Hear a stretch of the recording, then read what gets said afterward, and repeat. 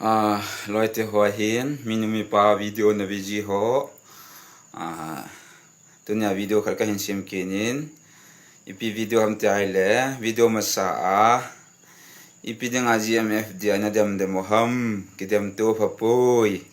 ti video kana sim na chung changa comment tam peta wai gel he jong la comment tam peta ong ki thonin loi ti a ko ni na comment ki vet tang ti ho tam peta ka muin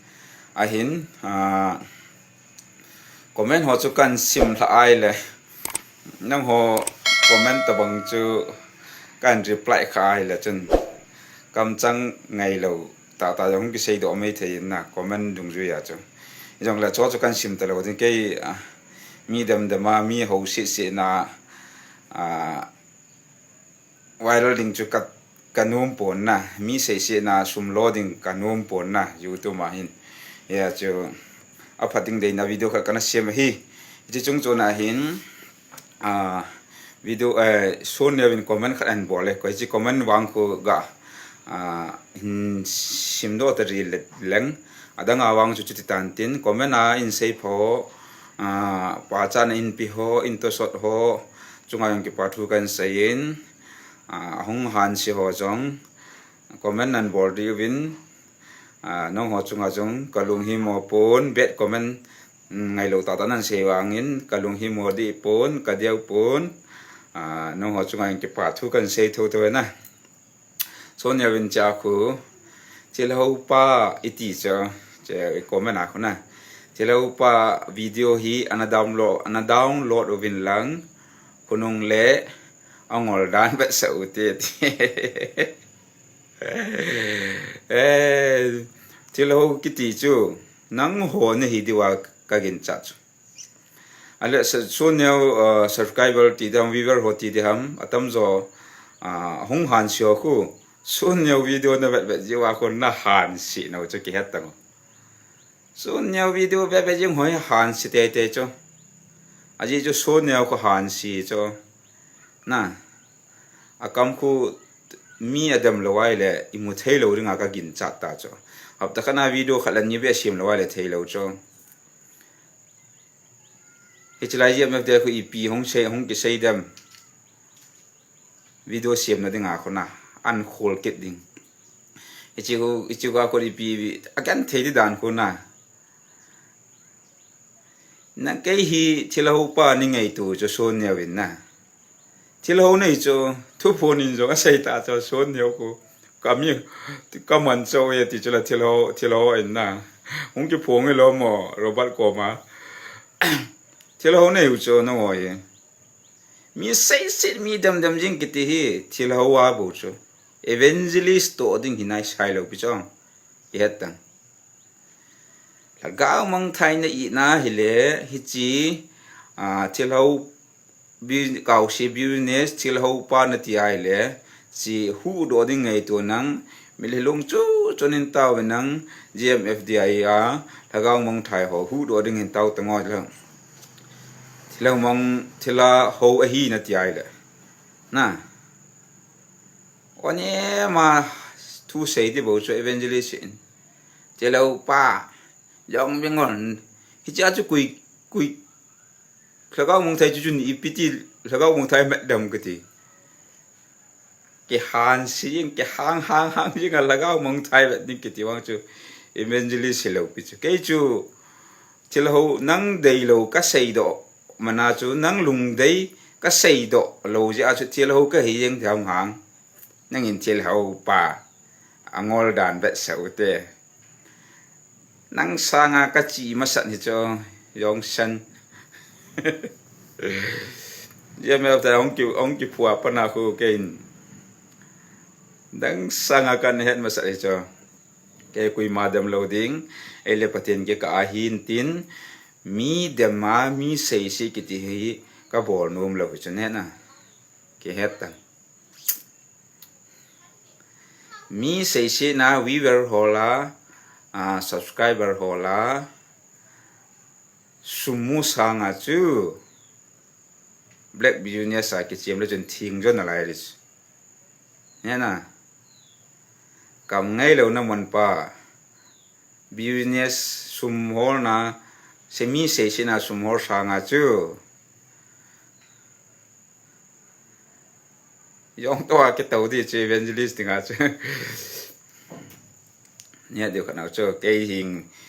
chỉ là pa thì tút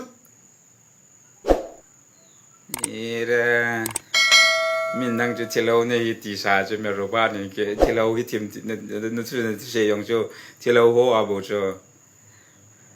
giống lệ số nhiều comment cho hình na chỉ là pa in thì na cái reply cho hình tin cái hi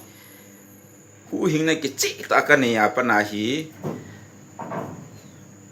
pathin hu hình này cái sana cái pin thanya apa na hi lon le ta lo cái kui ho bunga ông mình tính lại ho na la ai lo la loi la pai phalo la jong leng chat ta lo cái cho cái là cái pathin cái đi cho na cái coi cho ho bung khana ko na ho bung kho chom le cái lo pi cho nya jang ka cho nang ta banga ho bung khana pa na ho bung kho chom le cái lo pi cho cái ni hu hin cái chỉ ta cái này nya pa na chu pathin to cái cả hi cái su đi pawai le mi yong sei sit dang katin mi do ma jong thu sei pong eti cái hi à nang in thiel ho pa nin chi a jo kan ho kha nei chong ke hetang số nhiều video na ve ho comment follow hin pi ho jau si jong hi số nhiều video na ve je wa hin han si no cha ve rin sei kin nge ana ve te hi tau na han si che diu chu na lung thi mu ke chol lo di chu giống lệ anh na GMFDI ya chia hung pot do a to GMFDI dem in le dem tam pita nom ke no chu ipina borna hom kati GMFDI na lut ko na wa ku pathin hi nga na taw lo ham hang pathin hi chlai ka lut di hin thì là hôm năm muốn hầm nắng mà thu phong ba khu nắng mà ô hầm nắng mà ô hello hầm cái chuyện này đi hầm đi lâu hầm thì lúc đó ta nó tàu lâu hầm hàng tôi nó lụt nó và nó hung độ kia nó và nó sấy kia nó lụt và chú cái gì em đây có sum là phải đầy bằng nó chăn lâu gì và chú nó hung độ vài là ngà ministry đang nộp phù và DMFDI nên sẽ xịt kia nào chứ chỗ pathin nó tổ hầm cái gì chỗ ông bố thế hết đâu muốn đâu chẳng chỗ khu hol độ ngay lâu bị GMFDI nu evangelist nu chin khulam jang phun chilpa bol tam pita am sadam pijong tam pita am khula a chilpa bol ko interview bol tang adam do ko interview he bol tang ang ai hung nai tao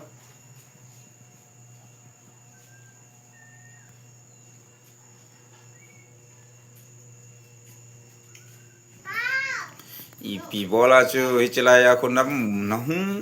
na lian lu na wa na dei bonga sumle pai na chan lo pha na wa chu na hong da wa chei sin na din na khut ti holam chong cho hang bor shot he tang ki sei sei ki dem tu ki ti pathin dei mong hinai sai lo chong ji ka sei mana GMFDI supporter ka hi am ni hi sa ki no ham amma sa video ko patan ngai leo chun het chin chan deu so nên du da lo comment tam ta sei ho số nhiều chil ha ho ti di dan cha số nhiều nung rui ho na cái ngày tàu chi thì lâu này bộ cho hi chu ku viral sa ngai lo pia na viral sa ji ta ya ko min ha he na mi pung hi chu nó hòn đã đâm gì và down che lâu bị chong hết điều khác đâu chứ thế anh em làm sao là ông liều hắn phải rồi đi bầu chứ min na ko le hung phache win ti lai mun ka chi lo ding ba pathen a phal pai bible in phal pathen ei sol point na ti wa la kang thai hu do na ngat na chi lo le I pina bol de wang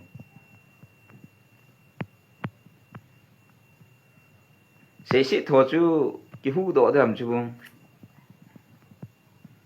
na chi lo ta u jong le so ta da ka sei ta chu pathen a chung thu tan di chu pathen ngan siu te ka ti chu me pathen hi nga ha taw la wan chlai muna thilo hi iti wa le ahung ro na din kon a ki sem tha na de kon ha taw en ngolin taw ta ta no mo ni sang khat wal taw ta pula no ho ni ja na tawam hilung chu chu na hang chlai muna hung do na ringa khun na taw kha wam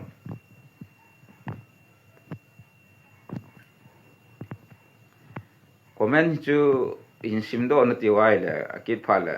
video khat na in sim de in tin ana chi hi gang chalin ngau te ka ti na viral sa je wa ku miu se a het do chu ki hen mo sa tam la ku ma yong he hi ve ta a bol no no bol vin tin nang le na pathin ke ka bu su di ta ka sei kit nom chu hi chalai bui pi sang wa ku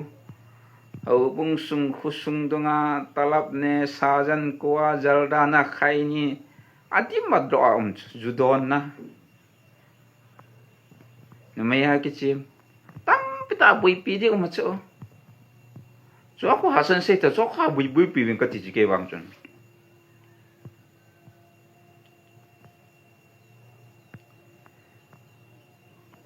je ka te no hon chelai muna ka sei la sen sei nge chelai mun ku sum hol an nei hi a lut ho yo sum mu nge ti nang lut hi vi na lut nga lo le paten pat a ho kun ke jing win na ung do a sei si ding ngai tu sei te hi bor te win le mi sei se na yu tu ma sum lo de ngai poi cho hin he de hen ka ti evangelist so lo nin hen ka ti na chong hi ki khai li ma le kan um so sei se mi sei se na sum lo sa nga chu sum ho sa ga chu che a chei na ka sei no he na